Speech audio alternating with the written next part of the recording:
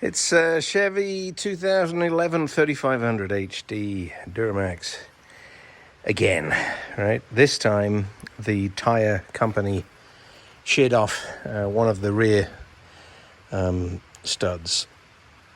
I think I mentioned it when I noticed they'd sheared off the first two, and I fixed those a week or so ago.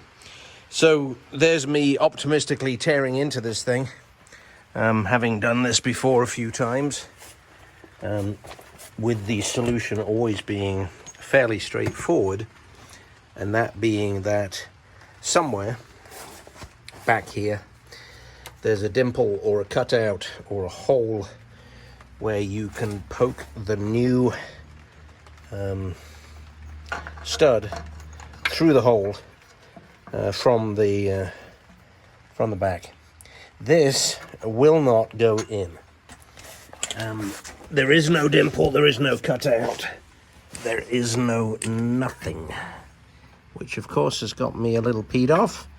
So I go to YouTube. See, it's at least it's almost a half an inch too long to pivot up into place in that location.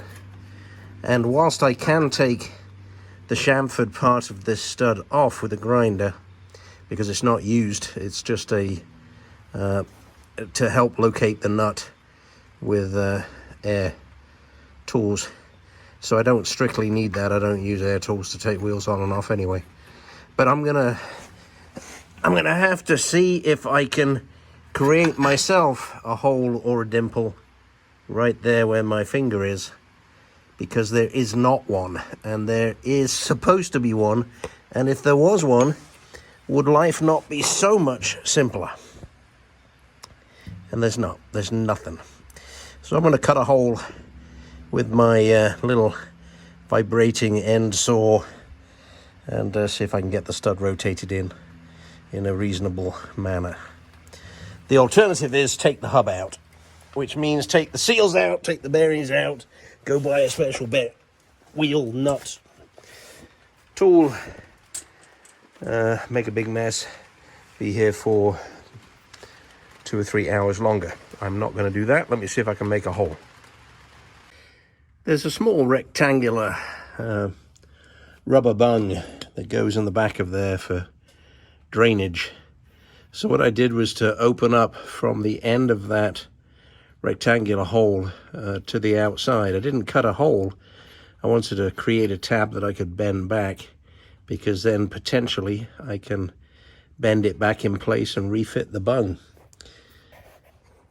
We'll see. The bolt has gone in. It's not in as far as it wants because I need to suck it up.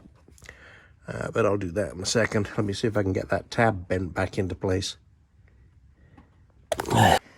Yeah, tab folded back in. Of course, I've got some nasty rough edges, but there's no need to seal it. It's just there to stop the filth from pouring in on the brakes.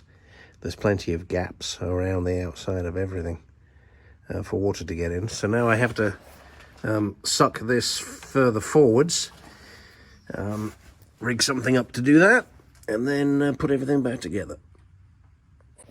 With a suitable set of washers and spacers, I've got a 3/4 drive connected there that works, and these just got.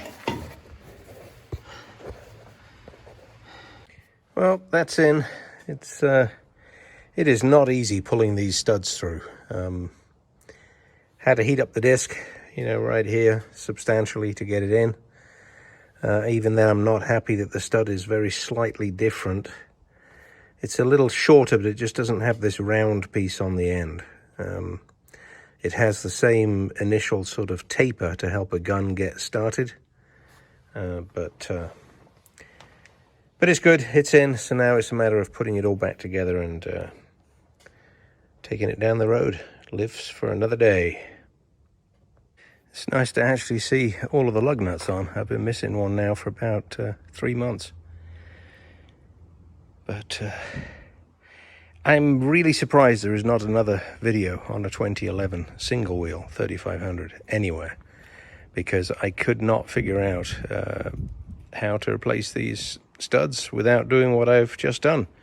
So it works, and it wasn't too bad, and everything's good, but there seems like there's supposed to be a better way to do it. I don't think a dealer would do it the way I did it. It's strange, but the job is finished.